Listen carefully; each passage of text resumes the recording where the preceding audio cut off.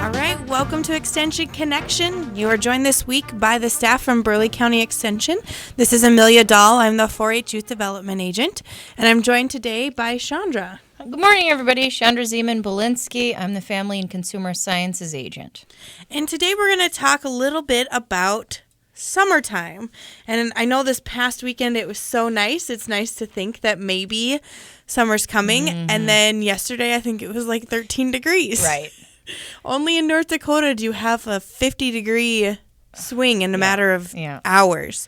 So the first thing we're going to talk about is summer camp. The reason we're talking about this is we have a 4-H camp up in Washburn, North Dakota, and it is open to all youth. There's no need to be in 4-H, and registration actually just opened yesterday. Yesterday, March 1st. March 1st.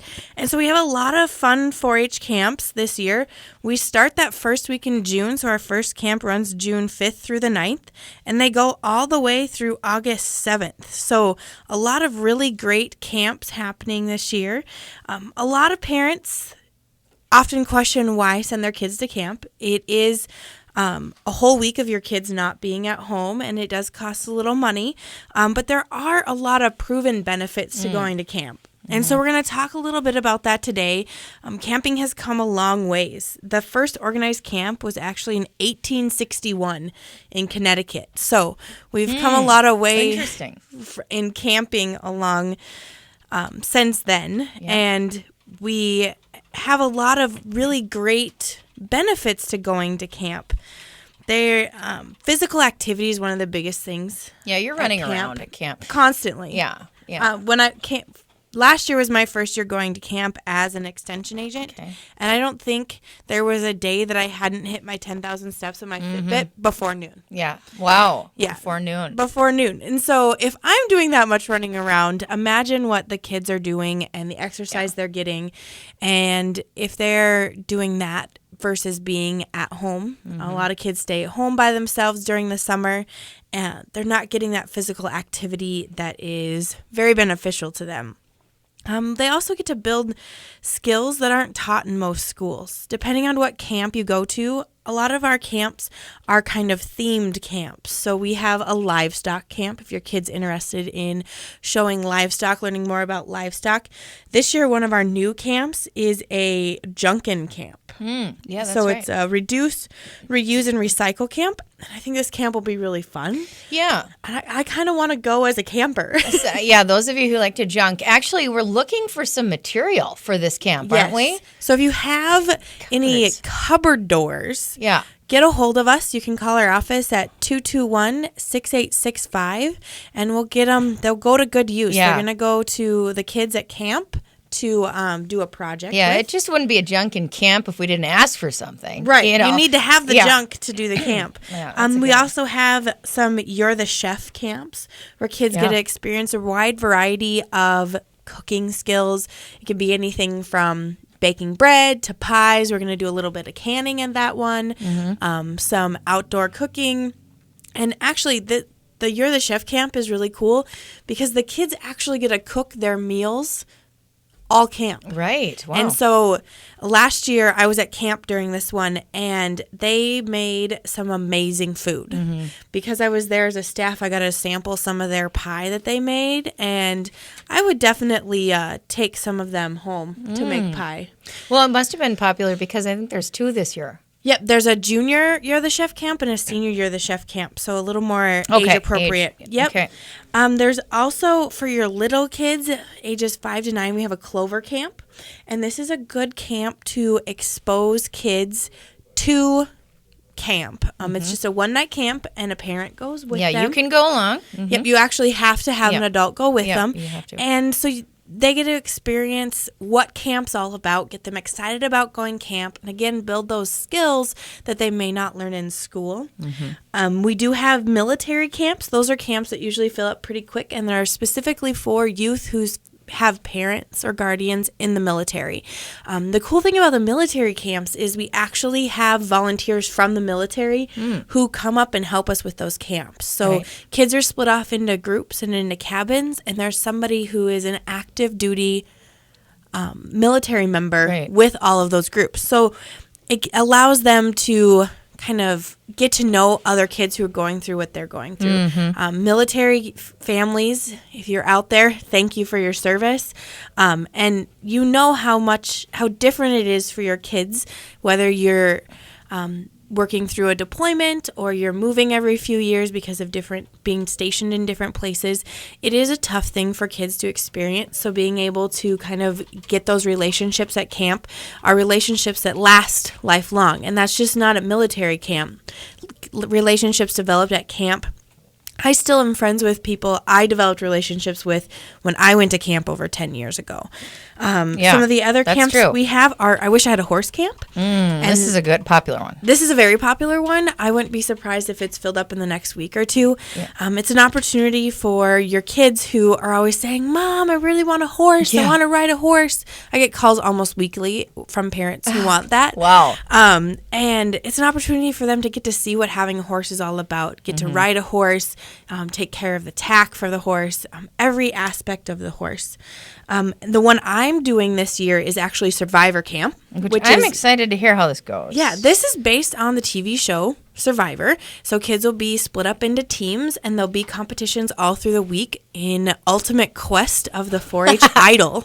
So they'll have to sleep outside, build their own camping tent outside, and learn a bunch of different skills. You're even doing tribal council, right? Oh, yeah. Isn't that, part of it? Yeah. We will be doing all sorts of fun stuff at that Survivor Camp. So those are just some of the camps that we have to offer this summer.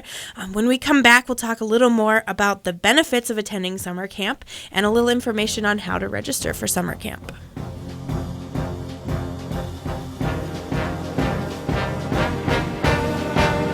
Right now, 28. Mary Lou Henner, weekdays on Super Talk 1270. All right, welcome back to the Extension Connection. You're joined today by the staff from Burleigh County Extension. I'm Amelia Dahl. I'm the 4-H Youth Development Agent, and I'm joined today by Chandra, our Family Consumer Science Agent. Morning. Before the break, we were talking about summer camp and some of the fun camps that we have to offer up at 4-H camp, and in the break, we were reading the pamphlet of all the 4-H camps, and I've decided there's a few more that I want to go to. Yeah, we got to hear these. One is called Cast, Blast, and Drive Away Outdoor Skills Camp. So it's an outdoor skills-focused camp, and at the camp, kids will actually be ATV and boat and water safety certified. So that's a big deal. Yeah, you take this away from the camp. I mean, you get to keep it. That's yours. Skill. And then there's also a Create It Science, Photography, and Woodworking camp. So there's a lot of really great camps that 4-H has to offer this year. And again, our camp is up in Washburn, North Dakota. And we did some major renovations. Last year was our first year with the new renovations. And it's pretty awesome up there. It's beautiful. You know, my dad has been a contractor most of his life. Now he pulls infrastructure for internet connections, and he was one of the subcontractors who built up there. He's seen a lot of new construction, and he said that is a beautiful building up there. He had nothing but compliments for it. Yeah, the kids were really excited about that building last year. The new shower areas are very nice. The new cabins, they got all new beds last year, so we have new mattresses and new bunks. So it's a really great opportunity to get your kids into 4-H camp. Yeah. And there's something for everybody. Just like with 4-H, you can find something you love. At 4-H camp, you can too. We do have a giant water slide. I think it's like 65 feet tall. Yeah. Last year, I had to clean it all off before camp season started. I saw that. So there's a lot of fun stuff they're learning, but there's also good quality camp timey stuff. They get to shoot archery, play on the mud pit, on the water slide. So there's a lot of really great stuff. So that was the second benefit to summer camps, is the ability to build skills not taught in most schools. Number 3 is an increase in a sense of independence and confidence as a result of time away from home. Right. A lot of the kids that we have at camp, this may be their first time that they're ever staying away from home, ever, without mom and dad. Some kids have maybe spent a night at a friend's house here or there, but camp really gives them the opportunity to kind of test their wings learn to fly a little, still in a controlled environment. We Right. have camp counselors up there that go through very lengthy training on how to handle kids that are homesick, kids that are maybe testing their wings a little too much. In addition to those camp counselors, we also have extension staff that are up there for the whole week of camp. So we really get to create relationships with the kids. It's funny, I'll see kids in Bismarck and they'll get really excited and start waving to me, and their parents give me this strange look. I'm like, no worries, I've just spent a week with your child at camp. But there's a great opportunity for youth to kind of learn what it means to be independent and to build their confidence up in a controlled environment. Right. And let's add to that. So the sociable aspect with their peers, in addition to the confidence without their parents.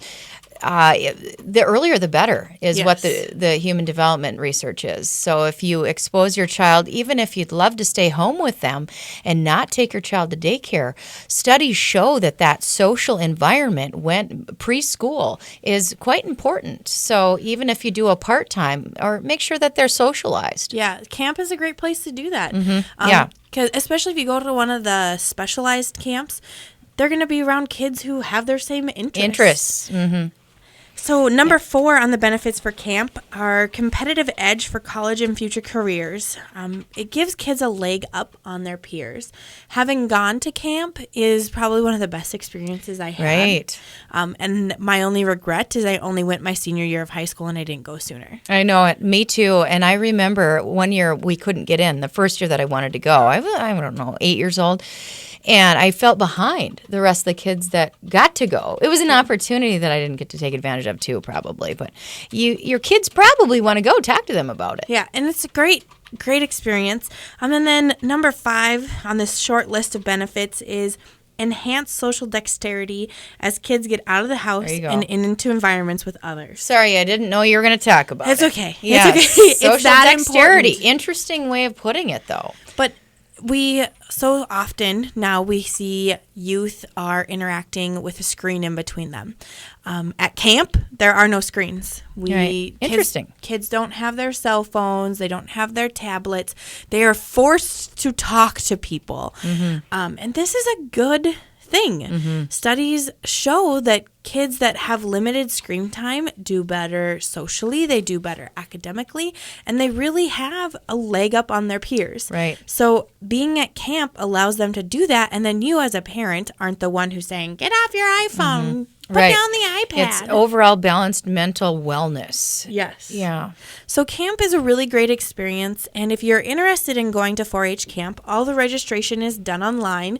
You can just Google North Dakota 4-H camp, and you'll actually register through your county's 4-H online program. Okay. You don't need to enroll in 4-H. You can just do the special event registration, and then your county 4-H office will get that registration and approve it, and then you're good to go for camp. So really great opportunity. Another document I found that just had some statistics I want to throw out about the benefits of attending camp.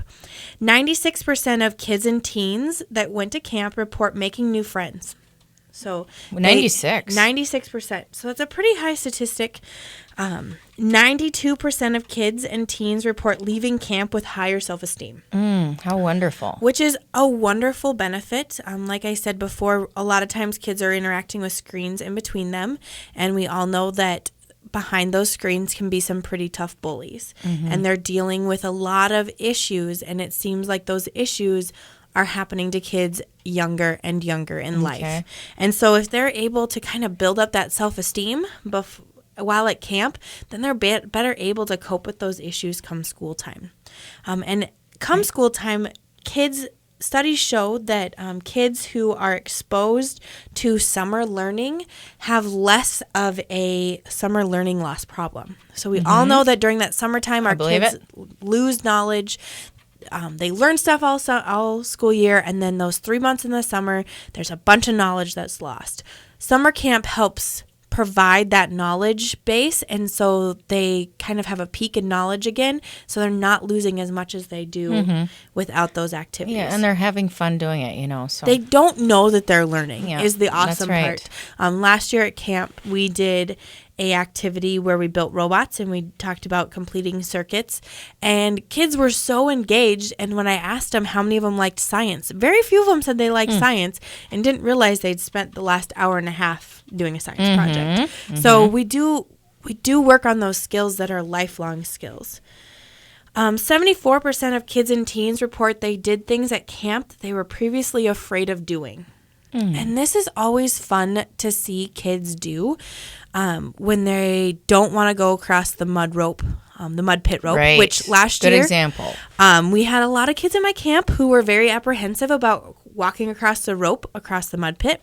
So I walked across the rope and mud pit as a, if I do it, you'll do it kind of thing. And then we couldn't get those kids out of the mud pit because they thought it was so fun. So there's that ability to explore new things that they may otherwise not want to or be scared of doing. Right. 70% of parents report their children gain self-confidence at camp. So that's a big number, I feel. Yeah. Being self-confident in what you're doing and to have a parent say that is a pretty good benefit to going to summer camp. Right. Self-esteem, self-confidence, two excellent Yes. So attributes. The camping isn't just 4-H camp. While I personally think that 4-H camp is the best camp, there are other camps offered throughout the state and even throughout the country. There's actually 12,000 day and residence camps in the United States that are accredited by the American Camping Association. And each year, more than 11 million children and adults attend camp. So a That's good majority staggering. of the U.S. population goes to camp each summer. Camp actually employ a lot of people. Camps across the United States employ 1.2 million adults. Wow. Yeah. 48% of camps report a staff return of 50%. And this means a lot to kids when they go to camp one year and they have a counselor, they create that special bond, and then they come back next year and, hey, Right. it's the same counselor. And so Right. they're able to create those lasting friendships. Right. Yeah, if you happen to have somebody who is in college right now and, needs a job, this is a job for your college students. So Yes. it's not just younger kids we're talking about here. Yeah, we are still looking for camp counselors Okay. up at 4-H camp, as well as a cook and we're looking a for a kitchen cook? assistant. Okay. Oh, and an assistant this year. Yeah, Good we to had know. one last year. Okay, It's okay, nice when we have okay. the larger camps because we remodeled our camp. We can have more youth up there now. So when our camp is full, we can have almost 100 people on camp. And so feeding all of those people is a big Yep. job. But it's fun because you get to be at camp. Right. So we are going to take a quick break. And when we come back, we're going to talk sun safety. Sun safety. Right now, 28. Here's Sean Hannity. Weekday afternoons on Super Talk 1270. All right, welcome back to the Extension Connection. You are joined today by Amelia and Chandra from Burleigh County Extension. Before the break, we were talking about some of the fun camps that we have up at 4-H camp in Washburn and some of the benefits of going to 4-H camp. Now, whether we're at 4-H camp or we're at home enjoying outside, one of the big things we need to remember is to protect our skin from the sun. And it seems, today's a pretty dreary day. It seems silly to be talking about sun safety, but today we're just as likely to have sun damage to our skin. So, Chandra, what do you have to share with us? Right. So as, and like you said, as the weather starts to warm up, we're anxious to get outside. But even if we're ice fisher people or you like to do your outdoor activities, especially those people who ski, both downhill, cross country, sun safety is a year-long concern, especially if you have very light pigmented skin. But this is for all pigments of skin. And so we're going to talk a little bit today about how, sun safety in general, especially as spring develops. And it made sense because we were talking about camps. Skin cancer is the most common type of cancer in the United States. And that's staggering to me to hear because you do hear of a fair amount of cancer. Cancer seems to be everywhere. Everybody knows somebody with cancer. Well, the interesting thing about skin cancer is the most dangerous kind of skin cancer is called melanoma. UV radiation from the sun is the main cause of skin cancer, and that type of cancer is entirely preventable. The melanoma that is mainly caused from UV exposure to the sun's rays, that includes tanning booths and sun lamps. So if you're going to the tanning booth right now as a high school student because you're getting ready for prom, think twice. This is something that can permanently damage your skin. And I will tell you that I used to be that kid too, and I regret it. I try not to have too many regrets, but I tell you, the more I get into this research, I wish that I would have taken advantage of those spray tans or those lotions that actually have really now become quite natural looking. I just went to prom pasty white.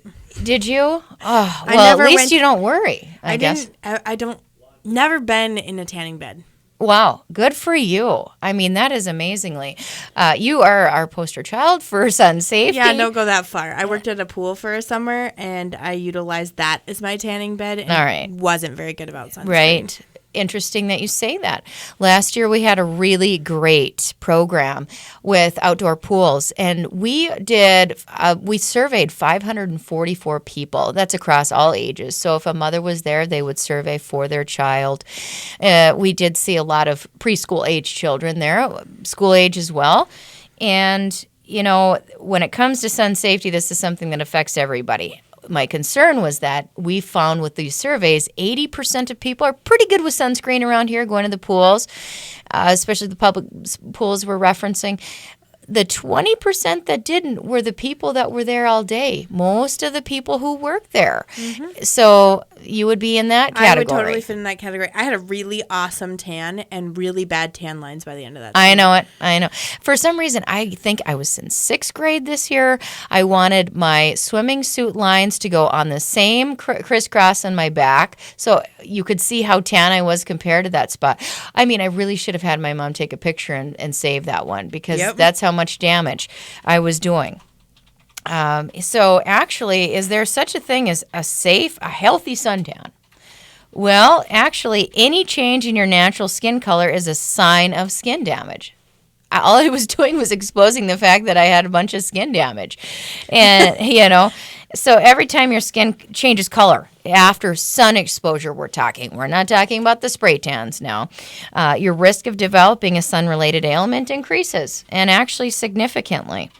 And this includes melanoma. And why we are so concerned about melanoma is because it is a deadly form of skin cancer. Well, and it's hard. People don't always detect it right away because they're like, oh, it's just a freckle, it's just a mole, and they don't think that it could be something worse. Actually, let's get into that since you brought it up. So, you know, there is an element of detection, and there are different levels. Now, I'm not the medical expert here, but there are different levels of the types of, before it becomes melanoma, damaged cells, okay? And it starts with basal cell carcinomas. These lesions, I'm going to read here now, these lesions frequently bleed, but don't necessarily hurt.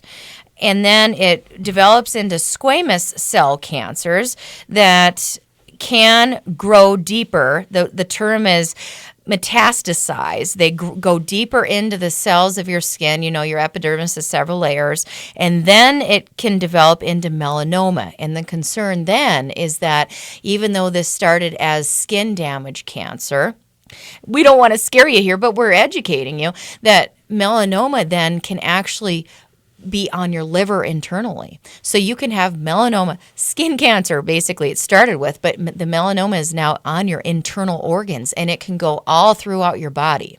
So it spreads. And that lesson is thanks to the North Dakota Cancer Coalition. They have some experts up there at the Department of Health that are very helpful and give us the resources to help prevent this. So every once in a while, you'll see me out there and maybe even other agents out giving out free sunscreen. Usually that comes from North Dakota Cancer Coalition. They give out packets that you can keep in your purse in case you're without, you know, so those of us who have children especially. So, okay, we were going to talk about detecting melanoma before it becomes melanoma, so skin cancer, let's say. And so this is kind of the ABCDEs, not ABCs of skin cancer, but ABCDEs. So the first one is you're looking for, especially pigment on your skin, and I'll just call it a mole because everybody knows what that means, MOLE. So you're looking for asymmetry. The A stands for asymmetry. So one half is unlike the other half. Like the one half might be very dark, the other half might be kind of reddish or something on this mole or pigment. Now, does that have to do with shape as well? Yes. So then you get into border, and that's where the shape is irregular. Okay, so it could be kind of squiggly instead of perfectly symmetrical, like a circle would be. Okay, so yes, the border is a concern as well. And then color. So, of course, color makes sense for the C. So we have asymmetry, border, and then color. So it could be varied from one area to another.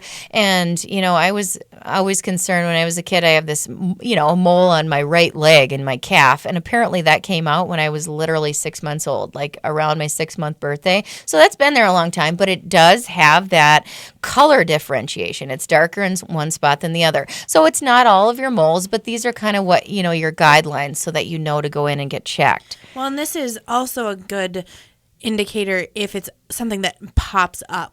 Right. Like that's it's right. new on You're your right. skin. You're exactly right. And then, a little bit about the diameter and, the size of a pencil eraser. So if it gets a little bigger than a pencil eraser, you should be concerned if all of these things are met here, or a couple even. And then if it's evolving, and that's kind of what Amelia was talking about here. So especially if it seems to be changing or seems to be showing up more, or there's spots more often somewhere. Okay, so check yourself. Do a spot skin cancer check on yourself. It's a smart choice to do, and dermatologists are hard to come by anywhere in this country right now, but even in our community, they're busy. So feel free to go to your regular practitioner, and they can refer you if it's hard to get into a dermatologist. Okay, so that's probably the way to go. Again, that was a suggestion by the North Dakota Cancer Coalition folks. And so those are people up at the Capitol in Bismarck here. All right, well, talking a little bit more about sun safety now, why are we so concerned? Well, we really want to keep our young ones safe. We were talking about camp, which is why this kind of naturally progressed in my mind to talk about sun safety, especially for your kids. So, if you're going to Cloverbud Camp, this includes both of you. If you're outside, I would encourage if you take your children to a child care center that you see what the policy is at your child care center, because hopefully they're taking the children out to play outside. I worked at a child care center in Minnesota, which, was birth to age 5 until they went to kindergarten. And there was a policy that you had to bring in your whatever choice sunscreen you would like. And that was usually put on every time, twice a day, especially in the summer months. But we did apply sunscreen twice a day before the children went outside. Now, let me ask you, do you happen to know how long before you go outside you should put sunscreen on? 15 minutes. 15 is a good guess.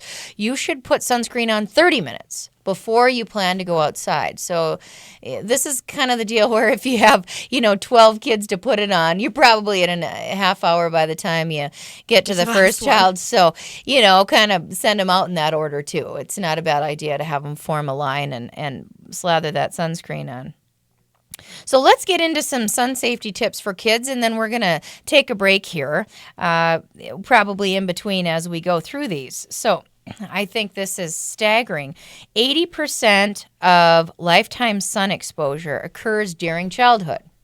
This is why we're talking about it with your children. So your kids are outside for, maybe it's because we start working indoors as adults, for the most part, not all of us, those wonderful agronomists and farmers out there that are outside all the time. This is important for you as well. But 80% of your sun exposures in your childhood, just one blistering sunburn can double the risk of getting melanoma later in life. So actually, I think that's a good spot to stop, and then we'll get into sun safety for your kids. So we'll be back after the break. Perfect. Right now, it's 30. Super Talk 1270, home of the Bismarck Bobcats and high school sports. Listen online or anywhere on the Radio Pub app. Super Talk 1270. Just kidding. Now welcome back to Super Talk 1270 Extension Connection. You are joined today by the staff from Burleigh County Extension. I'm Amelia Dahl. I'm the 4-H Youth Development Agent. I'm joined by Chandra. Hi, everybody. You know, I'm excited to be talking about summer camp. Amelia was really elaborating about the exciting 4-H camps. And, you know, I thought it made sense to talk a little bit about sun safety. Sun safety is a concern all year round. Actually, if you have school-age children, you will likely see an NDSU Extension Service poster at every public school for sure. I've handed them out to some private schools and a couple of rural schools, but all of the public schools have our sun safety winter poster up, which is a bunny rabbit who is snowboarding. I saw it at Moses the other day. Hey, yeah, they were really good about putting them up, and I definitely have seen them at actually even Wachter. So not just the elementary, but even the other schools, the middle schools and high schools. I definitely saw one at Northridge. But we're talking about sun safety and how to keep your kids safe from sunburn. Sunburn can greatly, one blistering sunburn can double your risk of getting melanoma later in life. And melanoma is advanced skin cancer that can develop on your organs. It starts as skin cancer externally, typically, but it can actually develop into cancer on your liver and other things, which can probably be, I'm imagining, for healthcare providers, hard to say where that came from. But I tell you what, when it comes to skin cancer that turns into melanoma, skin cancer is typically from UV ray exposure. That's entirely preventable in your life. And so we're talking about preventive health here today. We said this just before the break, but 80% of lifetime sun exposure occurs during childhood. So let's talk about what to do to keep your children safe, especially when they're playing outside. So you do, especially in the high, the time between 10 a.m. and 4 p.m. when the UV rays are the strongest. You want to limit your children's exposure. So if you can, especially in the middle of the season when the UV index is the highest, limit outdoor play between the hours of 10 to 4. It's kind of like when you're, what do they say, 10 and 2 is how you grip the wheel when you're driving. So kind of, if just you follow that rule. About 10 to 4, yeah, if you're right, if you're a perfect driver. So, the important thing, though, here is that shady spots can be tricky because reflected light can definitely affect you, even in the shade. And don't be confused with a cloudy day, because most certainly my mother is a great example. She has been truly, truly sunburnt when she thought she didn't need as much sunscreen because it was cloudy out. Let's talk about the shade spots, though. The North Dakota Cancer Coalition gave us some, we were talking earlier in the show, some sunscreen packets to give away. They also, for people who were a part of our sun safety program last year, gave us UV responsive bracelets. These things were pretty cool. It's even better than a heat changing, color changing pencil that we give out for some of our programs. Pretty awesome. So they start out as white or kind of opaque, like a clearish white, when they aren't exposed to UV rays, and they turn pretty much a bright lilac purple in the sun when they're exposed to UV rays. Here's the interesting thing. When I was doing this program last year with my partner there, and some 4-H kids that helped us, we had some, a packet of these bracelets sitting out on the table, and we were able to be in the shade for some of the day, depending on, how the sun moved around. And the bracelets were still purple in the shade. Not quite as bright purple as they were in direct sunlight, but they were still purple. That was a good reminder, which is why I really liked those bracelets. For those of us who think we're out of the sun's, harmful area if we are in the shade, and that's not necessarily the case. It's not as strong. It's a better choice if you're going to be out between 10 and 4, but it can still affect you. So you need your sunscreen on. So let's talk about sunscreen now. Apply sunscreen properly. What we mean by that is how many minutes before you go outside? 30. 30 minutes before you go outside. You want to choose a sunscreen with sun protection factor that's SPF. So that's what SPF stands for when you go and buy your sunscreen. You want to go for at least a 15 or higher. So the Cancer Coalition folks follow the federal folks when it comes to the right SPF factor. Everybody says SPF 15 is okay. Anything lower is not recommended to prevent cancer. I don't know if I've seen anything lower. That just Yeah, seems once in a while- incredibly low. Yeah, it really does. Once in a while, you'll see a 4 and an 8, and those are usually kind of paired with tanning lotions or something. Kind of defeats the whole purpose. It does. It does. So you need to go with 15. And question for you now, how often should you reapply a SPF 15? It'll actually say it usually on your 2 bottle. hours? That's a good guess. In this case, with SPF 15, you should reapply every 90 minutes. But the standard is we like you to buy SPF 30 and you reapply about every 2 hours. Or more often when you're active or sweating or getting into the pool, getting into the ocean. Wouldn't it be great to have an ocean clothes? So Yeah, I think the closest thing we have to ocean is what, Lake Sakakawea? Lake Sakakawea is pretty big. That's like an ocean.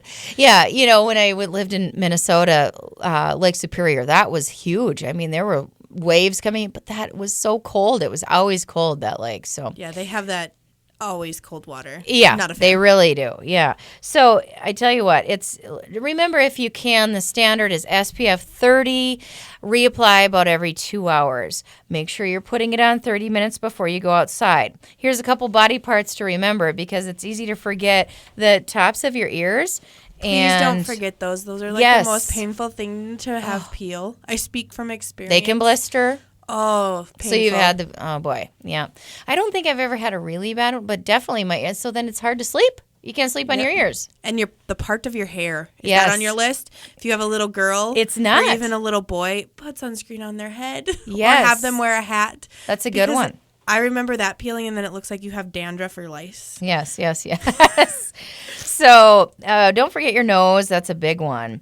And we said ears, that a big hands, nose and joke? feet. Yeah, right. Well, hey, the bigger the nose, the more sunscreen, but please use it, okay? Hands, feet, shoulders. Shoulders are a big one. That's Yes. usually where it absorbs the most. Yeah, when I was Rays. in high school, I got a sunburn so bad on my shoulders when I was at track Yeah. that I actually still have permanent white blisters on my shoulder. And I- I haven't been in high school track for over 10 years. Oh, I feel for you. I really do, because that can be painful. And how long did it take to heal? Do you happen to remember? Oh, I mean, forever. you still have the remnants of this. Yep. Still, years ago, later. What is track in like April, May? Yeah. And I would say it was all summer long. Sure. Yeah. And actually, the recommendation here is if you have, you need to let your skin recuperate from a sunburn, and that is a minimum of 2 weeks completely out of the sun. Yeah, that So- didn't happen. I can tell you that. Well, that might be part of it, actually, you know. So when it comes to sunburning, tell you what, if our summer's about a good 3 months long, and, you know, when it comes to school, it's not quite a full 90 days that you get out of school. So, you know, take care of yourself, because that's a good, sixth of your summer? Yep. So if you're preventing, that's what we're all about today, you're going to have a much better time having fun outside. All right, now you said something about hat when it comes to sunscreen here. Cover up. It's great to make sure that you're wearing darker colors, actually, long sleeves and pants. And the type of material does help. And cotton is a good material. It allows you to breathe. Sunglasses and then a hat can be. I do not go out on that fishing boat without a hat. I have this big hat that it just reminds me of Breakfast at Tiffany's for some reason. I mean, I feel like you just own it. It's fabulous, and you tie it and it goes. So watch your medications. There are some medications that can increase your risk. Set a good example for your kids. You did that. I've just thought about this when you said you did the helping kids do something that's out of their comfort zone. You went on the mud ropes thing or whatever. I mean, set the example when it comes to sun safety too. Now, if you have a baby, it's best to keep the baby out of the sun and covered in other ways. Well, with longer sleeves and things of that nature, because they don't do well with the SPF factors. And we're talking babies under 3 months old. All right. Well, Amelia, let's hear again. How do you register for camp? Yes, 4-H so camp? get your kids registered for 4-H camp. You can just Google North Dakota 4-H camp, and it will pop up with a registration link. It will take you to another site that's called 4-H Online. It will look like you're enrolling in 4-H, but it's different. You'll just enroll in that specific event if you aren't in 4-H. Now, if you're in 4-H, woohoo for you. You just need to log into 4-H Online and do a special event registration. So there's a lot of wonderful camps that we talked about. If you want more information to see the dates, cost, age limit, all that stuff, you can visit the 4-H camp website, which is www.ndsu.edu/4H/camp. So a lot of really good information there. Also check out our Facebook page for North Dakota 4-H Camp, and if all else fails, call your local extension office. My name's Amelia, and I can be reached at 221-6865. So we'll talk before summertime, but get your kids registered for camp and stock up on the sunscreen. Have a good week, everybody.